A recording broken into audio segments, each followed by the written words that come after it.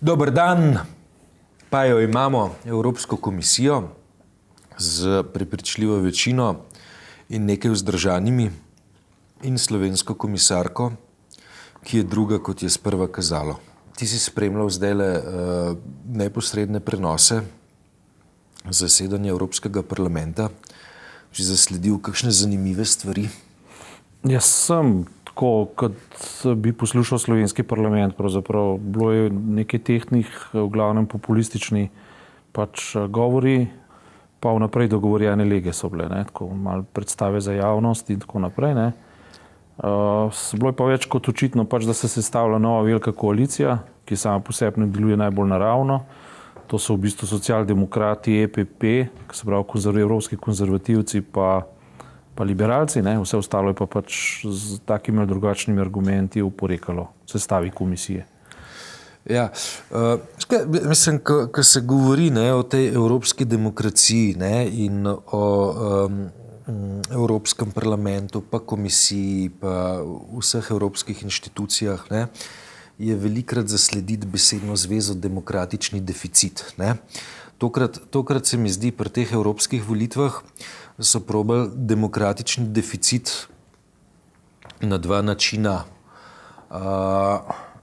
odpravljati oziroma sanirati. Prvič, da so definirali špicen kandidate in se celo potem držali obljube, da špicen kandidat, ki bo pobral največji odstotek glasov, pravi Evropska ljudska stranka, špicen kandidat Juncker, da bo ta kandidat potem tudi komisijo vodil.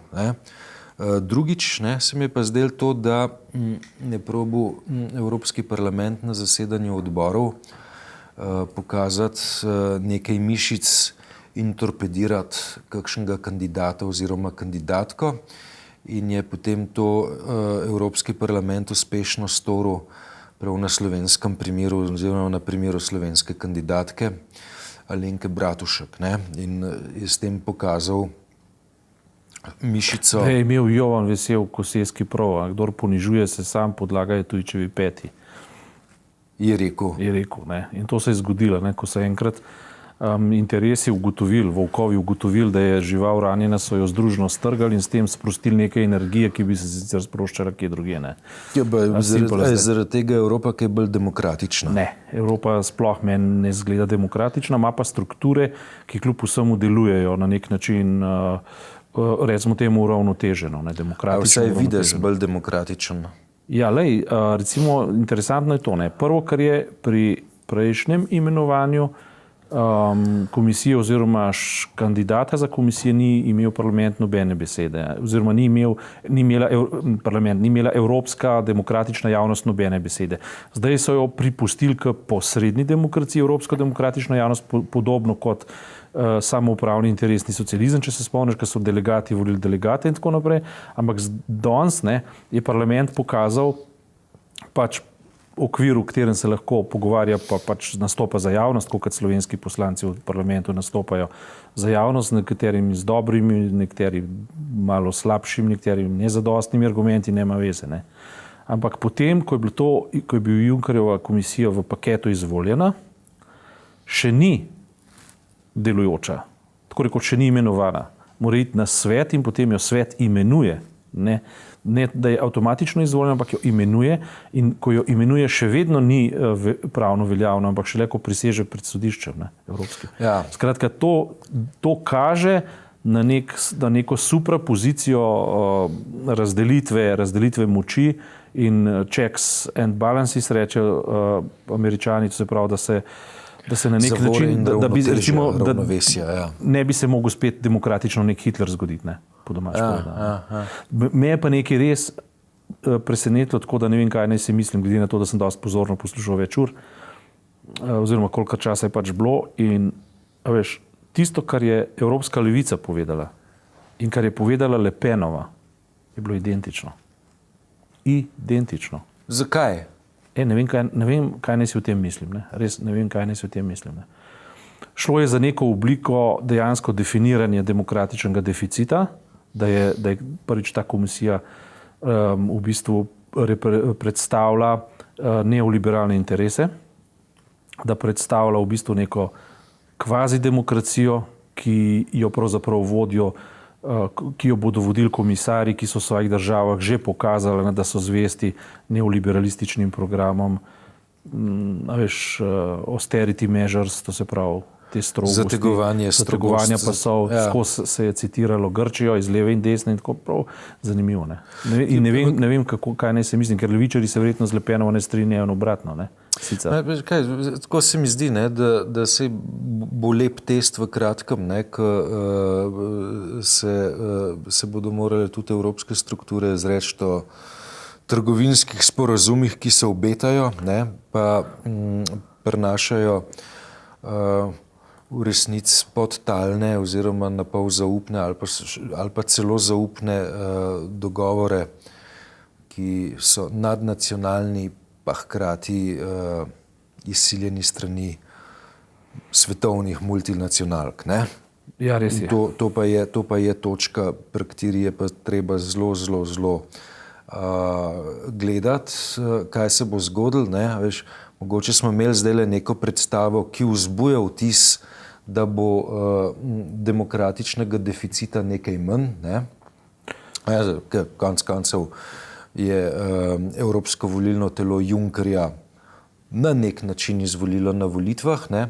Ampak ne, v zakulisju se pa pripravljajo neke stvari, ki so pa zelo daleč od oči javnosti, so zaupne in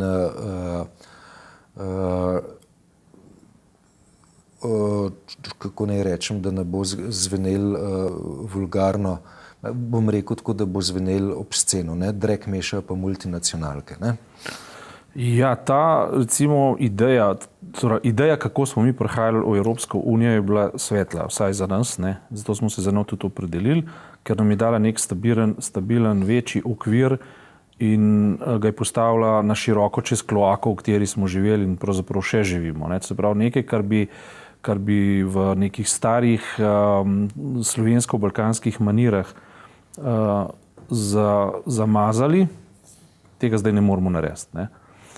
Zdaj se pa nekaj podobnega dogaja, kot je videti v odnosu do širše ekonomske, rečemo temu unije, ne? Ali pa sporazuma z ZDA, v katerem bi se Evropi zgodilo nekaj podobnega, kot se je nam zgodilo v odnosu do Evrope, Evropi pa v odnosu do Amerike. Se pravi, bi bila večja pretočnost blaga, storitev, ljudi, potem in seveda kapitala. Ne.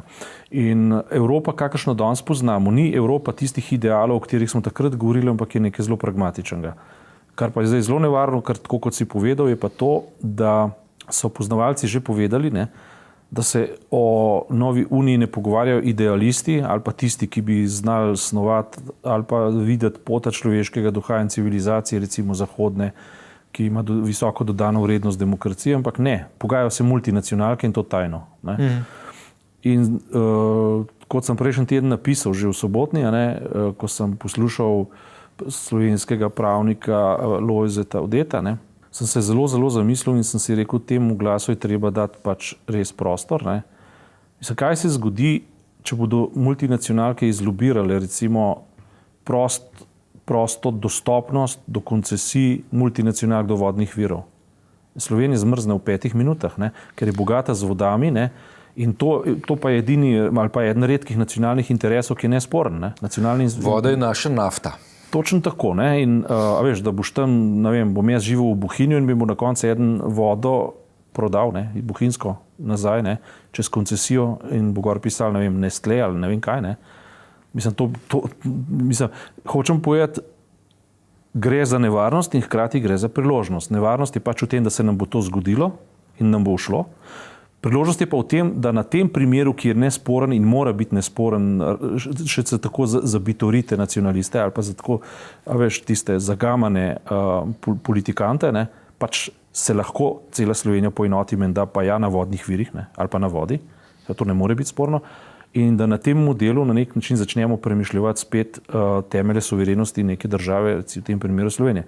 Kaj je treba pa storiti? Treba je storiti to, kar je omenjeni profesor pač predlagal, treba je spremeniti ustavo, v kateri je treba definirati, da so vodni viri nacionalna dobrina in da smejo biti upravljani samo po javnih podjetjih, domačih javnih podjetjih, ki ne smejo delati profita.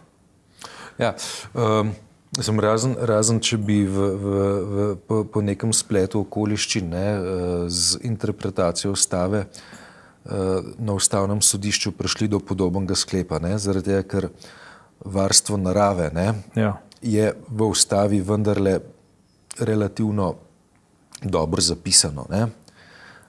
Multinacionalke ne bodo rekle, da ne spoštujejo narave. One bojo vstopile samo v kapitalska razmerja. Do narave? Ne do narave. Do narave ne bojo nič neprijazne. Do ljudi bodo neprijazne. Ker boš moral plačati to, kar bodo oni varovali v tvojem okolju. Ne, se pa lahko zgodi to, kar se dogaja v državah tretjega sveta, ne?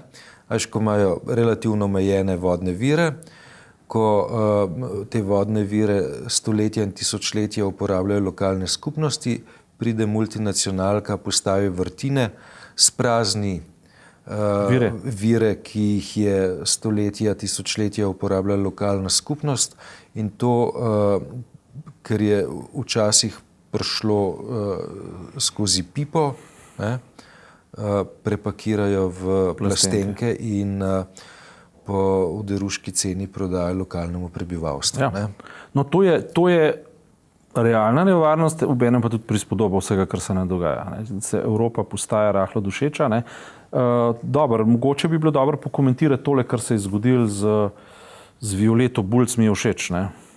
Na kaj misliš? Da sva zadela, kako se bo zgodilo. Ne. Naenkrat se je vsti pesimizem okrog Alenke Bratušek preobrazil v optimizem okrog Violete Bulc, ne, ki je pač na svoj način odigrala svojo vlogo, ne, uspela seveda, ne, in potem bilo zabavno gledati na nacionalni televiziji odmeve predstavnice SDS, Tomčeve pa Tanje Fajon od SD, ki sta obidve govorili o dobri energiji, skratka jih je okužila s svojim besednjakom o energijah, visokih energijah in tako naprej. Ne. Ampak sploh nisem dvomil v tem, da bodo interesi zadušili pač vsa nasprotovanja. Kaj se je dogajalo, sva itak že prejšnjič razlagala. Ja, jaz sem pa skeptičen do besednjaka, ki govori o dobrih energijah. To sem hotel poudariti. Dobro, ona je osebnost, kakršna pač je, in jaz sem skoraj prepričan, da je narobe interpretirana, da simpatizira z nekimi new agerskimi tendencami in tako naprej.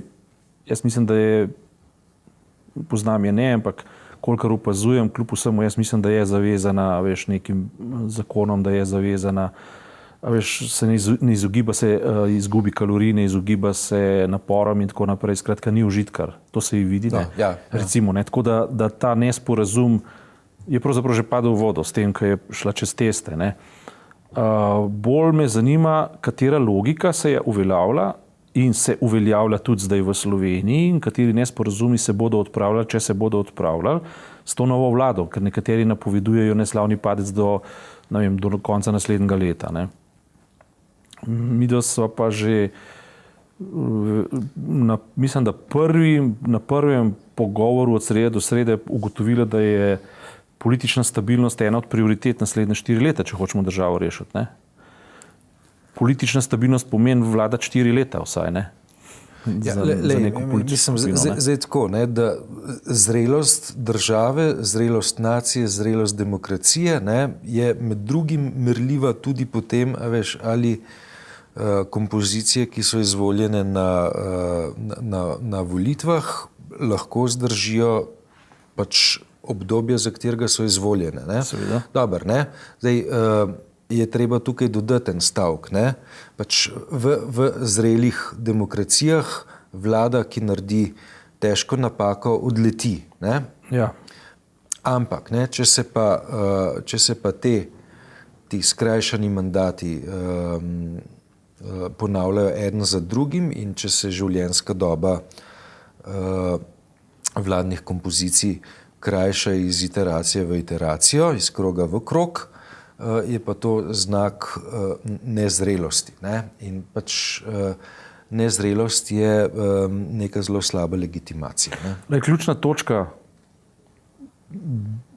žitja, preživetja ali ne preživetja te vlade bo dejansko v tem, kar je finančni minister Mramor pač najavil, da bo treba pač zmanjšati javno porabo za neke odstotke. In kako bo ta vlada skomunicirala ta problem? Ne? Ker to je bilo breaking point ali točka zloma pri Janševi vladi, če se spomniš, ki je prišel z mačeto nad problem. Ne? In po drugi strani je pa jasno nekaj, ne? Da Slovenija je v položaju, ko je dala neke zaveze in v neki realnosti, ki je preprosto ne more več prelisičati. To se pravi, tudi če se ne strinjamo, da je politika, varčevalna politika Angele Merkel in pa seveda Evropske unije in seveda celotnega sveta, ki pogojuje mednarodne trge, mednarodni trgi pa določajo obrestne mere. Se pravi, ne glede na vse te parametre, oziroma zaradi vseh teh parametrov, mi ne moremo več uveljavljati argumenta, da je to neumno in da je najboljše povečevati javno porabo in ne posegati v srednji sloj in podobne stvari. Skratka, to se Franciji ni izšlo, se ji ne bo izšlo, se tudi Sloveniji ne bo izšlo in je preprosto treba prepoznati realnost, potem pa z realnostjo delati tako, kot da bi hotel nekoč v prihodnosti vzpostaviti spet družbo nazaj na socialnem principu evropsko razsvetljenskega tipa. Ne? In to bo točka, v kateri se bo vlada pač morala na nek način izpogajati z samimi socialnimi partnerji za rešitev. Ne?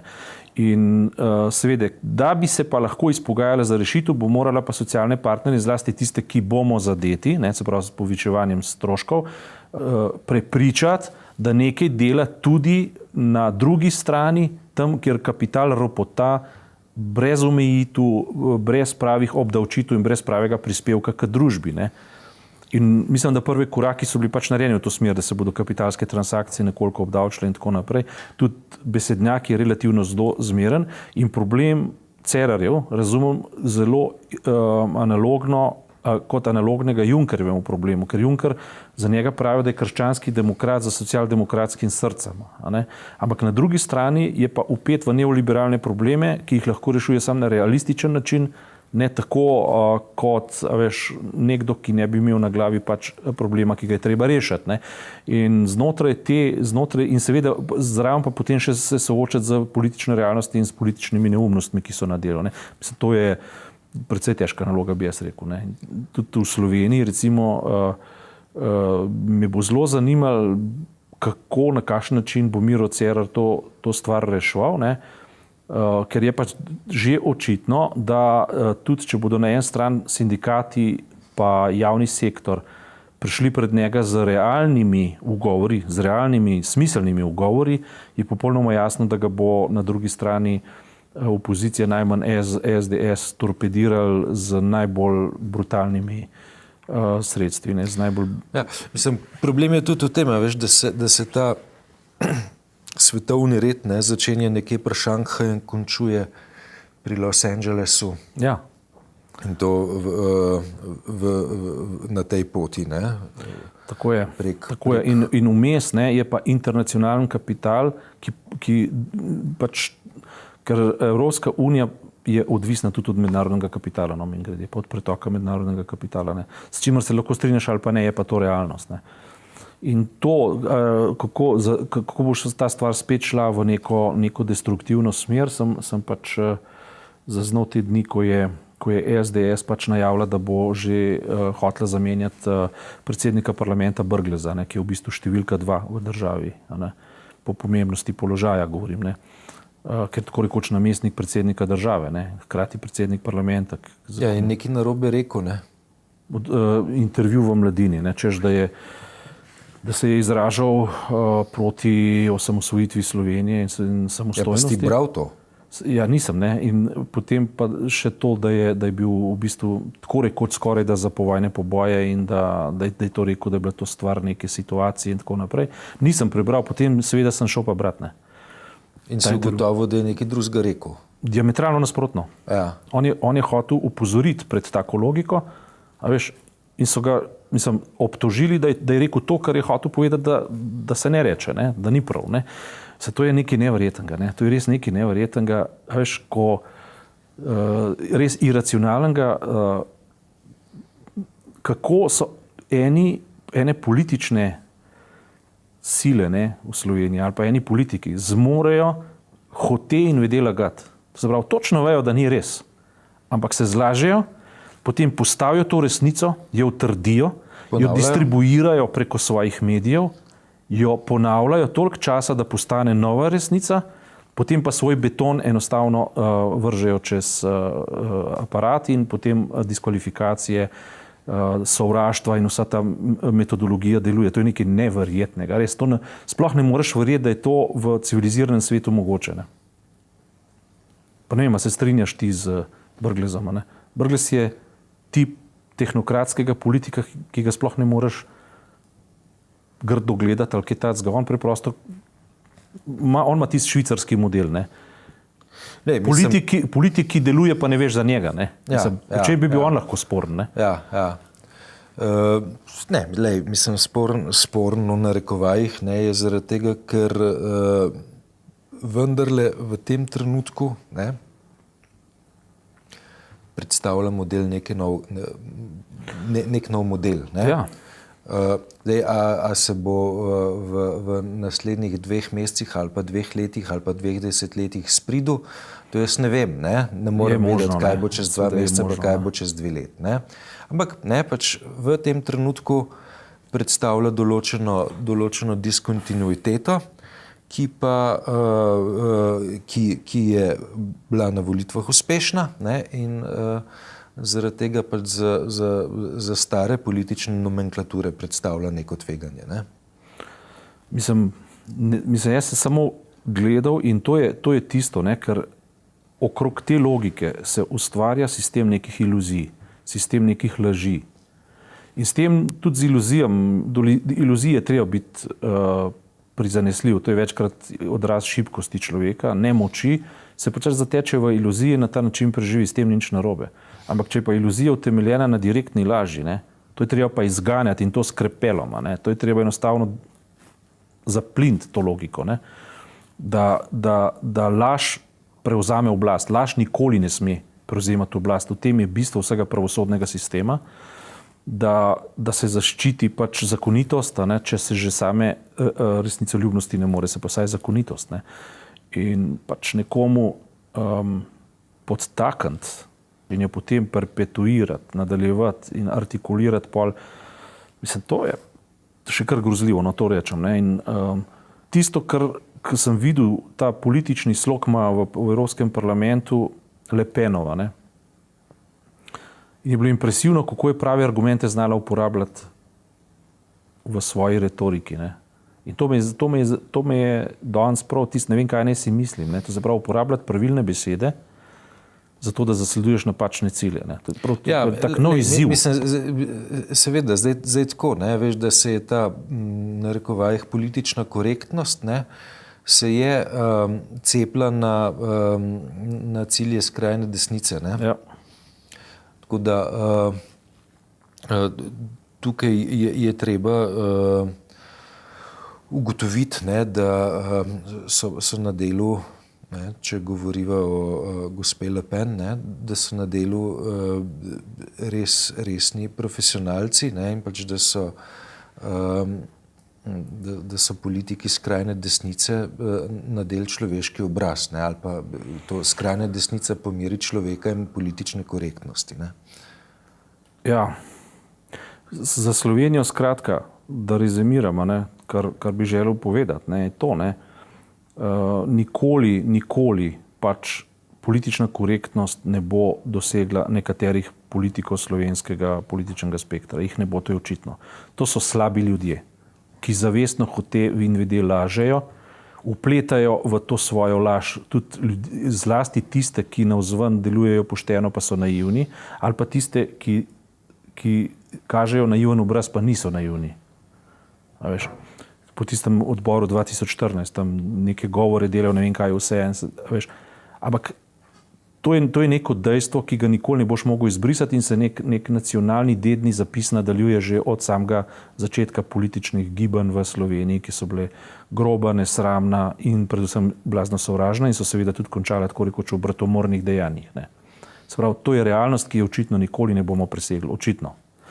Ampak lahko si pa na ravni nacije in predvsem države določimo nacionalni interes skupnega imenovalca, ki pa vendarle lahko na racionalen način doseže nekaj za svojo lastno suverenost. Recimo, vsi se lahko poenotijo recimo na vodnih virih. Ne? In potem, ko izvojujemo prvo zmago, da pred evropskimi in svetovnimi korporacijami zaščitimo nek interes, ki je legitimen, ne? Razmišljamo o tem, kaj je naslednji korak, kaj bi nas lahko recimo združevalo, ne razdruževalo. Ne? Voda. Voda sigurno, evo. Ok, voda. Grejo na kozarček vode. Pa evo na kozarček vode.